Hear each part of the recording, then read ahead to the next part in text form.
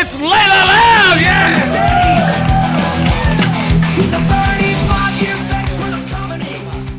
Et bonsoir, je m'appelle Leyla. Shit. Guys. Hi. It's going to be fucking fun, isn't it? You are attractive. You are lucky.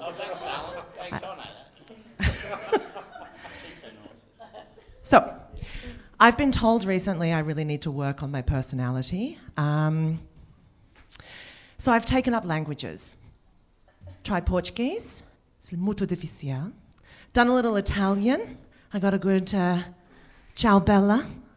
But what I've realised when you look like me, the most important language you need to learn is mansplaining. And I guess that's something that you might need to know a little bit about with that pretty little head of yours. But it's okay. I have a really fantastic 2-hour presentation I'll give you afterwards, and you will be so lucky that I invested my time in making sure that you know how incredibly wonderful I am. I don't think anybody's ever had that happen to them before, honestly. You know, we live in a world that is filled with things that shit me, basically. AI is one of them. I personally do not do it. I don't. You?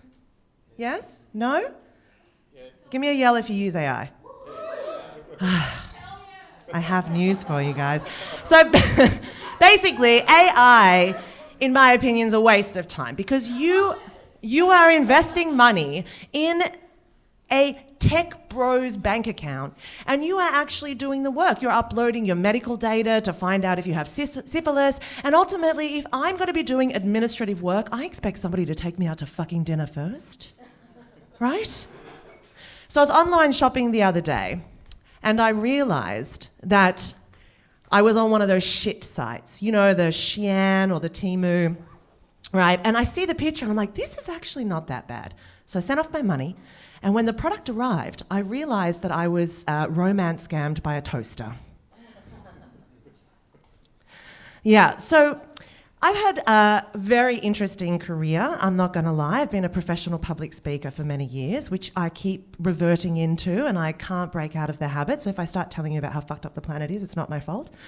But I was actually reading an article online where it explained that there is this catastrophic environmental weather front that's coming and it's going to be so bad and you've got terrible floods happening, biblical floods. And I was like, oh my God, climate change, it's true. I was right. Right? And then I was like, there's actually an upside to this, which is that all the born-again Christians are going to disappear in the rapture, which means that Jesus is going to come back and take all of his disciples, most of whom voted for Trump. So it'll be the apocalypse, but at least we won't have to fucking deal with ScoMo and that crew. So politicians, they're getting into being brand mascots, right? So you've got Bob Catter, who's doing the TAB, good fit. You've got good old Barnaby Joyce. They're relaunching the Ashley Madison website. He's doing that. And then you've got Pauline Hanson, who's working for KFC. Yep, she's going to be promoting their new value box where you get 2 juicy thighs and a big red box. It's about Pauline, so it's fine. It's not bad. Any other woman, and I'd be like, bad Leyla, but she can fucking take it. Right, so hear me out on this one. I do live... It's confusing for some people, but I do live with a white guy. I know. But hear me out. They go by he, him pronouns, and they do not have a job. And they spend a lot of time on the couch licking the area where they used to have testicles. Which happens to be the reason I made my ex-boyfriend leave and why I solely live with my dog. Can I hear if we have any dog lovers in the room? Yeah, they're the best. My dog is so fucking cute. But expensive, right? You have to spend so much money at the vet. Not as expensive as children, so I have made a good bet on that one. But anyway, he got sick. We're at the emergency vet, and I'm in the room where he's basically in the corner.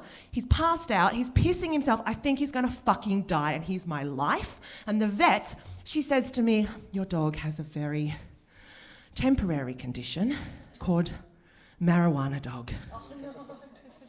And I was like, don't look at me. It's not my fault. I would not be sharing with him. And she said, no. It looks like he's taken to eating human shit. Which means that at my local dog park, there's a guy who's smoking bongs, going behind the bushes. He's taking a shit, and then my cute little fluffy, your faces are fucking hilarious, cartoon dogs trotted along, and he's had a little snack, and he's basically gotten on. Yeah, that's his new thing, right? And the worst thing is he got high off it. So what do you think's going to happen next? I can't let him off the lead at the park now. This is actually a true story. Some comedy's a lie, but this one's fucking true. Yeah. Look, you have been lovely. This has been my first time doing comedy. Thank you very much. I'm not getting off the stage yet, so I'm going to stay for 2 hours. I have to tell him something. No, but so the last time I actually, as I said, I'm a public speaker. I've been doing it for 15 years. And the last time I did a really big gig in Utah, I know Utah. That's a whole other story. I came off stage and this extremely attractive guy, about as attractive as him. Everyone, you should see how attractive he is. It's quite a thing. It's not a lie. You should stand up and turn around. So anyway, these two, honestly. Okay, so anyway, this guy comes up and he's like, Leyla, oh my gosh, you're so charismatic on stage. And I was like, I know.